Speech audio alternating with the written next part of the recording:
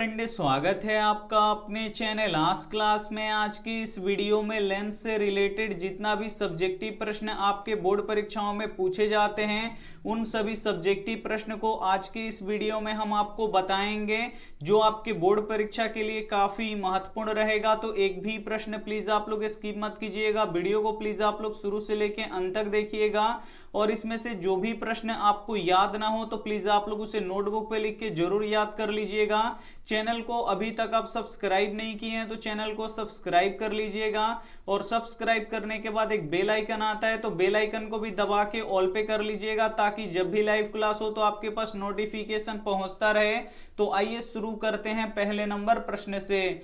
तो पहला नंबर प्रश्न है कि लेंस किसे कहते हैं और ये कितने प्रकार के होते हैं। काफी महत्वपूर्ण प्रश्न है। यहाँ पे आपको बताना है कि लेंस किसे कहते हैं और ये कितने प्रकार के होते हैं। तो आइए इसका उत्तर देख लेते हैं। सबसे पहले हम समझेंगे कि लेंस किसे कहते हैं। तो किसी पारदर्शी पदार्थ का वह टुकड़ा जो दो किसी निश्चित ज्यामितीय सतहों से घिरा हो तो उसे लेंस कहते हैं। तो यहाँ पे आपको लेंस समझ में आ गया होगा किसे कहते हैं। तो किसी पारदर्शी पदार्थ का वह टुकड़ा जो दो किसी निश्चित ज्यामितीय सतहों से घिरा हो तो उसे लेंस कहते हैं। लेंस कितने प्रकार के होते हैं। तो लेंस दो प्रकार के होते हैं। यहाँ पे आपको पता होना चाहिए कि लेंस कितने प्रकार के होते हैं। तो लेंस दो प्रकार के होते हैं। पहला होता है उत्तल लेंस और दूसरा होता है अवतल लेंस। तो आइए समझते हैं कि उत्तल लेंस किसे कहते हैं। तो सबसे पहले हम यहाँ पे समझेंगे उत्तल लेंस।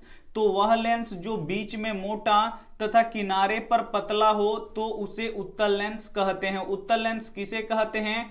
तो वह लेंस जो बीच में क्या होता है, मोटा होता है और किनारे पर क्या होता है, पतला होता है। यहाँ पे आप लोग फिगर देख सकते हैं, उसे ही हम लोग क्या कहते हैं, उत्तल लेंस कहते हैं। और उत्तल लेंस की फोकस दूरी धनात्मक होता है। जो उत्तल लेंस होता है इसका जो फोकस दूरी होता है वो धनात्मक होता है। तो यहाँ पे आपको उत्तल लेंस समझ में आ गया होगा कि वह लेंस जो बीच में मोटा तथा किनारे पर पतला हो तो उसे उत्तल लेंस कहते हैं, और उत्तल लेंस की फोकस दूरी धनात्मक होता है। तो ये आपको याद रखना है।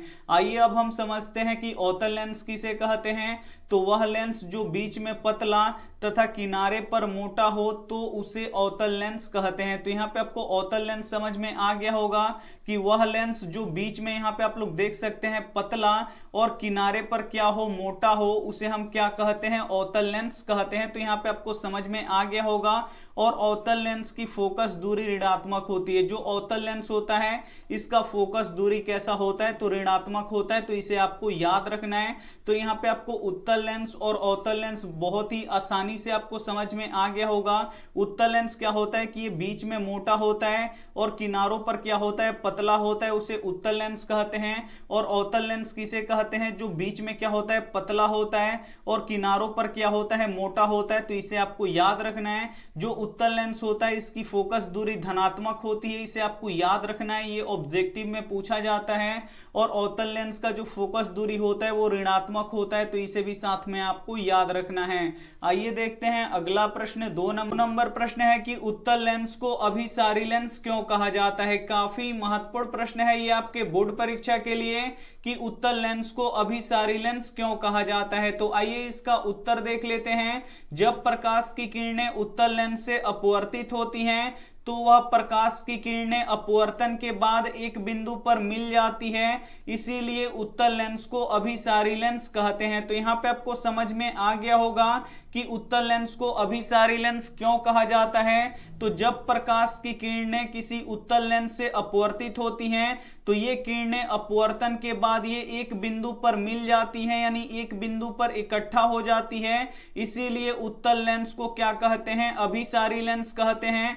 तो ये प्रश्न आपको काफी अच्छी तरीके से समझ में आ गया होगा। तो एक भी प्रश्न प्लीज आप लोग स्किप मत कीजिएगा, वीडियो को प्लीज आप लोग शुरू से लेके अंत तक देखिएगा। और इसमें से जो भी प्रश्न आपको याद ना हो तो प्लीज आप लोग उसे नोटबुक पे लिख के जरूर याद कर लीजिएगा, क्योंकि काफी महत्वपूर्ण हम आपको प्रश्न करवा रहे हैं। आइए देखते हैं अगला प्रश्न।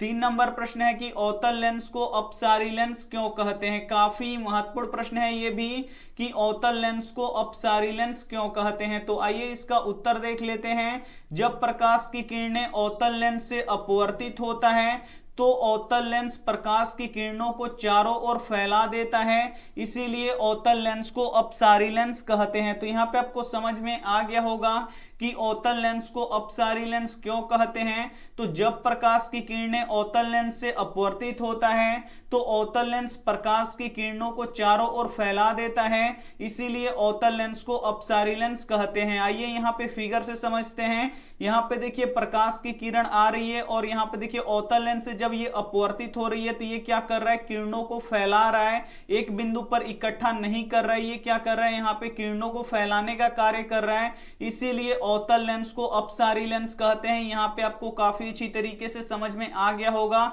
आइए देखते हैं अगला प्रश्न। यहाँ पे 4 नंबर प्रश्न है कि उत्तल लेंस और अवतल लेंस में अंतर लिखें। काफी महत्वपूर्ण प्रश्न है। यहाँ पे आपको उत्तल लेंस और अवतल लेंस में अंतर लिखना है। तो आइए इसका उत्तर देख लेते हैं। सबसे पहले आप लिखिएगा कि उत्तल लेंस और अवतल लेंस में अंतर निम्नलिखित है। ये लिखने के बाद एक बगल आप लिखिएगा उत्तल लेंस और दूसरे बगल लिखिएगा आप अवतल लेंस, और एक एक करके आपको क्या करना है कि अंतर स्पष्ट कर देना है। तो आइए देखते हैं। पहला अंतर, उत्तल लेंस बीच में मोटा तथा किनारों पर पतला होता है। जो उत्तल लेंस होता है ये बीच में मोटा होता है और किनारों पर पतला होता है। अवतल लेंस में देख लीजिए, अवतल लेंस बीच में पतला तथा किनारों पर मोटा होता है। जो अवतल लेंस होता है ये बीच में पतला होता है और किनारों पर क्या होता है, मोटा होता है। तो ये हो गया पहला अंतर। आइए देखते हैं अब दूसरा अंतर। उत्तल लेंस की फोकस दूरी धनात्मक होती है। जो उत्तल लेंस होता है इसका जो फोकस दूरी होता है वो धनात्मक होता है। अवतल लेंस में देख लीजिए, अवतल लेंस की फोकस दूरी ऋणात्मक होता है। जो अवतल लेंस होता है इसका जो फोकस दूरी होता है वो ऋणात्मक होता है। तो ये हो गया दूसरा अंतर। आइए देखते हैं अब तीसरा अंतर। यह प्रकाश की किरणों को अभिसारित करता है, यानी जो उत्तल लेंस होता है ये प्रकाश की किरणों को अभिसारित करता है, यानी एक बिंदु पर इकट्ठा करता है। और इसमें देख लीजिए, यह प्रकाश की किरणों को अपसारित करता है, यानी ये जो अवतल लेंस होता है ये प्रकाश की किरणों को क्या करता है, फैलाने का कार्य करता है। तो ये था उत्तल लेंस और अवतल लेंस में अंतर। तो आपको काफी अच्छी तरीके से समझ में आ गया होगा। एक बार फिर से समझ लीजिए। उत्तल लेंस बीच में मोटा तथा किनारों पर पतला होता है। जो उत्तल लेंस होता है ये बीच में मोटा और किनारों पर पतला होता है, लेकिन जो अवतल लेंस होता है ये बीच में पतला होता है और किनारों पर मोटा होता है। तो ये हो गया पहला अंतर। दूसरा अंतर देखिए, उत्तल लेंस की जो फोकस दूरी होती है वो धनात्मक होती है, अवतल लेंस की फोकस दूरी कैसी होती है, तो ऋणात्मक होती है। यह प्रकाश की किरणों को अभिसारित करता है, यानी एक बिंदु पर इकट्ठा करता है, और यह प्रकाश की किरणों को अपसारित करता है, यानी ये फैलाता है। तो उम्मीद करते हैं ये प्रश्न आपको काफी अच्छी तरीके से समझ में आ गया होगा। और ये सभी प्रश्न काफी महत्वपूर्ण प्रश्न है ये आपके बोर्ड परीक्षा के लिए।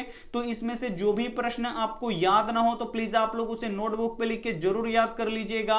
और वीडियो को लाइक नहीं किए तो प्लीज आप लोग वीडियो को जरूर लाइक कर लीजिएगा, और चैनल को सब्सक्राइब नहीं किए तो चैनल को भी सब्सक्राइब कर लीजिएगा। आइए देखते हैं अंतिम नंबर प्रश्न है कि लेंस की क्षमता किसे कहते हैं। काफी महत्वपूर्ण प्रश्न है ये आपके बोर्ड परीक्षा के लिए कि लेंस की क्षमता किसे कहते हैं। तो आइए इसका उत्तर देख लेते हैं। लेंस द्वारा प्रकाश के किरणों को मोड़ने की क्षमता को लेंस की क्षमता कहते हैं। तो यहाँ पे आपको समझ में आ गया होगा कि लेंस की क्षमता किसे कहते हैं। तो लेंस द्वारा प्रकाश की किरणों को मोड़ने की क्षमता को लेंस की क्षमता कहते हैं। आइए यहाँ पे फिगर से समझते हैं। एक प्रकाश की किरण आ रही है और लेंस से अपवर्तन के बाद यहाँ पे मुड़ जा रही है।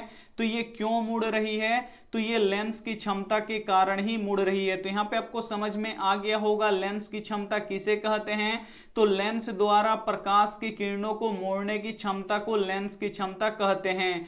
जो लेंस प्रकाश को जितना मोड़ेगा उस लेंस की क्षमता उतना ही अधिक होगा। तो यहाँ पे साफ साफ लिखा गया है कि जो लेंस प्रकाश को जितना मोड़ेगा उस लेंस की क्षमता उतना ही अधिक होगा। लेंस की क्षमता को P से सूचित किया जाता है। जो लेंस की क्षमता होता है इसको P से सूचित किया जाता है। लेंस की क्षमता का एसआई मात्रक डायोप्टर होता है। इसे आपको याद रखना है कि लेंस की क्षमता का एसआई मात्रक क्या होता है। तो लेंस की क्षमता का एसआई मात्रक डायोप्टर होता है और डायोप्टर को D से सूचित किया जाता है। तो ये आपको काफी अच्छी तरीके से समझ में आ गया होगा लेंस की क्षमता।